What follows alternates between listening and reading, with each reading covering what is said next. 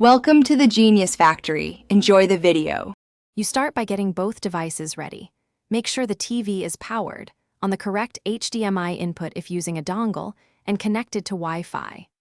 On your phone, enable local network and location permissions for the casting app, and update the TV firmware and phone apps so protocols match. Once done, verify both devices show the same SSID and that Wi-Fi is stable. This prevents discovery problems later. Now open the casting or screen mirroring control on your mobile to begin pairing. You now initiate the actual link. Pull down Quick Settings or open your streaming app and tap Cast or Screen Mirroring. When the TV name appears, choose it, and if a PIN or pairing code shows on screen, type it into your phone to authenticate.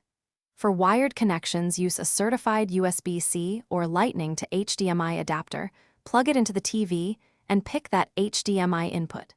Make sure the TV app or dongle is active, otherwise the device list won't populate and pairing will fail. You finish by optimizing playback. Set resolution and orientation in the cast settings and close heavy background apps on your phone to reduce lag. If you streamed over Wi-Fi, switch to 5 GHz for higher bitrate video. For stability, use a wired HDMI adapter. If the connection drops, first restart the router, then reboot the TV and mobile. If that fails, unplug and replug the HDMI dongle or reauthorize the app. One key tip, check for an on-screen pairing code. That's often the blocker. Thanks for watching. If you found this helpful, don't forget to like and subscribe.